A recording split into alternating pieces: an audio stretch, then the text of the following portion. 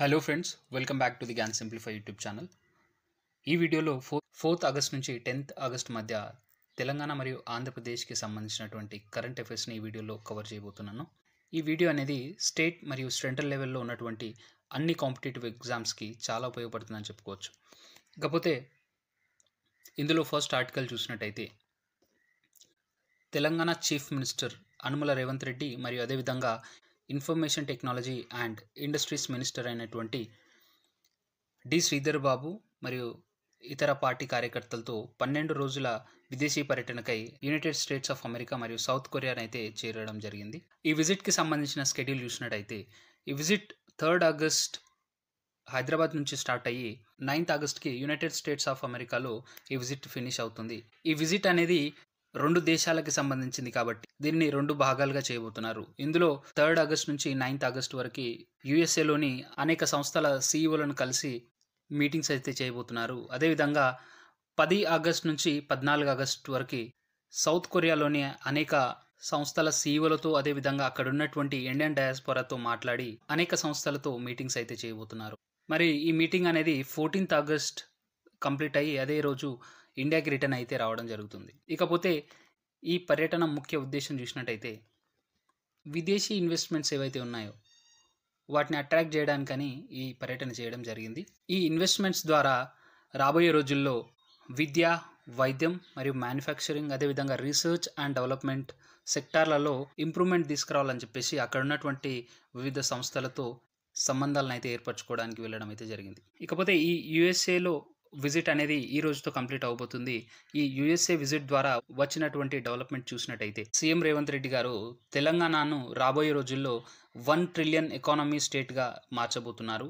దానికి సంబంధించి ఎన్నో రకాల ఇనిషియేటివ్స్ అయితే తీసుకుంటున్నారు. ఇకపోతే ఇండియాలో 1 ట్రిలియన్ ఎకానమీ స్టేట్స్ ఏవైనా ఉన్నాయా అంటే ఇప్పటి వరకు అయితే ఏ స్టేటు లేదు. బట్ అతి దగ్గరలో మహారాష్ట్ర మరియు అదేవిధంగా గుజరాత్, తమిళనాడుగా మనం చెప్పుకోవచ్చు.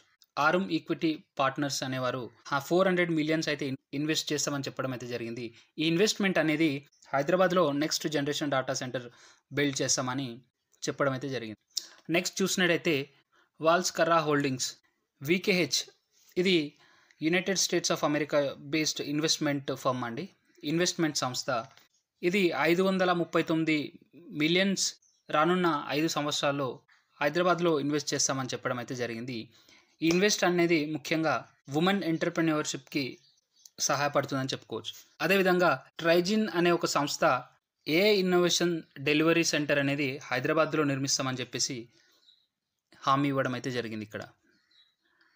నెక్స్ట్ చూసినైతే అడోబ్ సీఈఓ విజిట్లో భాగంగా అడోబ్ సీఈఓ అయినటువంటి శాంతను నారాయణ్తో మీటింగ్ చేయడం అయితే జరిగింది. ఈ మీటింగ్ అవుట్పుట్ చూసినట్టయితే తెలంగాణ గవర్నమెంట్ విజన్ అయినటువంటి హైదరాబాద్ ఏఐ సిటీ మరియు అదేవిధంగా నెక్స్ట్ న్యూస్ చూసినట్టయితే కొత్తపల్లి జయశంకర్ గారికి సంబంధించి వర్కింగ్ ప్రెసిడెంట్ అయినటువంటి కల్వకుంట్ల తారక రామారావు గారు జయశంకర్ గారి బర్త్ యానివర్సరీ సందర్భంగా ఆయనకు నివాళులు అయితే అర్పించడం జరిగింది. ఆయన తెలంగాణ సపరేట్ అవ్వడానికి చేసినటువంటి కృషిని గుర్తు చేసుకొని మాట్లాడడం అయితే జరిగింది. ఈ జయశంకర్ గారి డేట్ ఆఫ్ బర్త్ చూసినట్టయితే 6th ఆగస్ట్ 1934 మరియు అదేవిధంగా 21 జూన్ 2011లో ఈయన మరణించడం అయితే జరిగింది. ఈ డేట్ అనేది గుర్తుపెట్టుకోండి, రానున్న ఎగ్జామ్స్లో ఈ డేట్స్ మేబీ అడగచ్చు. నెక్స్ట్ న్యూస్ చూసినట్టయితే ఆంధ్రప్రదేశ్కి కాబోతున్న క్యాపిటల్ అయినటువంటి అమరావతికి జంగల్ క్లియరెన్స్ అయితే ఇవ్వడం జరిగింది. ఈ జంగల్ క్లియరెన్స్ అనేది నాగార్జున కన్స్ట్రక్షన్ కంపెనీ తీసుకోవడం జరిగింది. ఈ కంపెనీ 36.5 crores-తో 23,429 ఎకరాలలో ఉన్నటువంటి వైల్డ్ గ్రోత్ ఏదైతే ఉందో చెట్లు కానీ గడ్డి కానీ అక్కడ ఉన్నటువంటి అన్ని రకాల ఎక్స్ట్రా వేస్ట్ని వితిన్ 30 daysలో క్లియర్ చేస్తామని చెప్పేసి చెప్పడం అయితే జరిగింది. ఇక నెక్స్ట్ చూసినట్టయితే ఆంధ్రప్రదేశ్ గవర్నమెంట్ అనేది రానున్న రోజుల్లో లోకల్ బాడీ ఎలక్షన్స్కి సంబంధించి 2 children పాలసీ అయితే తీసివేయడం జరుగుతుంది. లోకల్ బాడీస్ అంటే ward members, sarpanch, MPTC, ZPTC వీరికి సంబంధించి ఇంతకుముందు 2 కంటే ఎక్కువ పిల్లలు ఉన్నట్లయితే వారు ఈ ఎలక్షన్లలో కంటెస్ట్ చేసే అవకాశాలు లేకపోయేది. సో ఇప్పుడు వారికి అవకాశం కలిగించే విధంగా చెప్పడం అయితే జరిగింది. అదేవిధంగా ఈ ఆంధ్రప్రదేశ్ గవర్నమెంట్ అనేది 1st October 2021 నుండి న్యూ లిక్కర్ పాలసీ అయితే తీసుకురావడం జరిగింది. దీని ముఖ్య ఉద్దేశం చూసినట్టయితే క్వాలిటీ బ్రాండ్స్ని తీసుకొచ్చి చీప్ లిక్కర్ ఏదైతే ఉందో అండ్ చీప్ బ్రాండ్స్ ఏవైతే ఆంధ్రప్రదేశ్లో ఉన్నాయో వాటన్నిటిని నిర్మూలించడానికి న్యూ లిక్కర్ పాలసీ అయితే తీసుకురావడం జరిగింది. నెక్స్ట్ చూసినట్టయితే కరెంట్ ఆర్బీఐ గవర్నర్ అయినటువంటి శక్తికాంత దాస్ గారు యూపీఐ ట్రాన్సాక్షన్ లిమిట్ అనేది 1 lakh నుంచి 5 lakhs వరకు ఇంక్రీజ్ చేయడం అయితే జరిగింది. ఇంతకుముందు ఈ యూపీఐ ట్రాన్సాక్షన్ ఏదైతే ఉందో 1 lakh వరకే ఉండేది, ఇప్పుడు 5 lakhs వరకు పెంచడం అయితే జరిగింది. నెక్స్ట్ న్యూస్ చూసినట్టయితే హైదరాబాద్లోని గాంధీ భవన్లో Congress leaders quit India movement anniversary అయితే సెలబ్రేట్ చేసుకోవడం జరిగింది. సెలబ్రేట్ చేసుకున్నటువంటి డేట్ చూసినట్టయితే 9th August 2024. సో మనం ఈ quit India movement time duration చూసినట్టయితే 9th August 1942 నుంచి 21 September 1942 వరకు ఈ క్విట్ ఇండియా మూవ్మెంట్ అయితే మనం చూసుకోవచ్చు. సో ఈ డేట్స్ మీరు గుర్తుపెట్టుకోండి. ఇక నెక్స్ట్ న్యూస్ చూసినట్టయితే ఆంధ్రప్రదేశ్ గవర్నమెంట్ అనేది సూపర్ 6 స్కీమ్ అని చెప్పేసి 15th August 2024 నుంచి అమలు చేయబోతుంది. ఇది ముఖ్యంగా ఆ రాష్ట్రంలో ఉన్నటువంటి గర్ల్స్ మరియు ఉమెన్, అదేవిధంగా ట్రాన్స్జెండర్ ఎవరైతే ఉన్నారో వారు ఆ రాష్ట్రంలోని పల్లె వెలుగు మరియు అదేవిధంగా ఎక్స్ప్రెస్ బస్సెస్కి సంబంధించి ఫ్రీ బస్ అనౌన్స్ చేయడం అయితే జరిగింది. ఇది మన తెలంగాణలో కాంగ్రెస్ ప్రభుత్వం రాగానే ఇది ఇంప్లిమెంట్ చేయడం అయితే జరిగింది.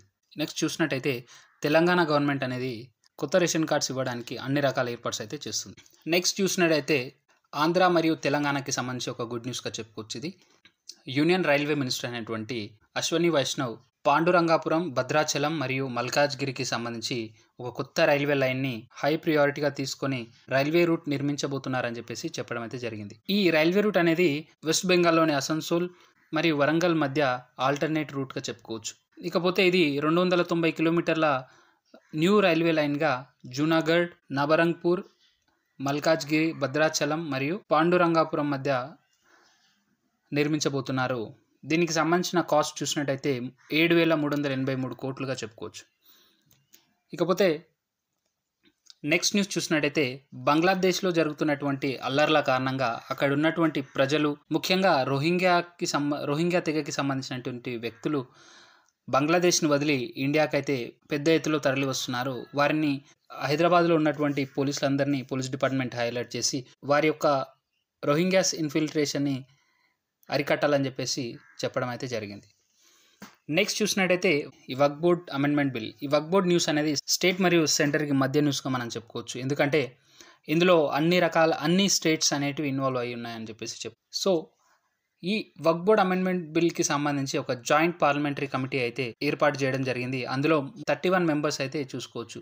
ఈ 31 మెంబర్స్లలో 21 మెంబర్స్ లోక్సభ ఎంపీస్ మరియు అదేవిధంగా 10 మెంబర్స్ అయితే రాజ్యసభ ఎంపీస్ అయితే చూసుకోవచ్చు. ఇక్కడ ఈ 31 మంది ఎంపీస్ కలిసి ఈ వక్ఫ్ బోర్డ్ బిల్లుపై డిస్కషన్ చేసి దాన్ని ఇంప్లిమెంట్ చేసే పనులు అయితే వీరు చేస్తారు. సో అదేవిధంగా మన ఇండియా నుంచి 4 ఎంపీస్ అయితే జాయింట్ పార్లమెంట్ కమిటీలో భాగంగా చెప్పుకోవచ్చు. అందులో ముఖ్యంగా ఏఐఎంఐఎం చీఫ్ అయినటువంటి అసాదుద్దీన్ ఓవైసీ మరియు అదేవిధంగా కాంగ్రెస్ ఎంపీ అయినటువంటి ఇమ్రాన్ మసూద్ కూడా ఈ కమిటీలో భాగంగా మనం చెప్పుకోవచ్చు. సో ఫ్రెండ్స్, మీకు ఈ వీడియో ఇన్ఫర్మేటివ్ అనిపిస్తే please do subscribe, hit the bell icon button and share the video with your friends. Thank you.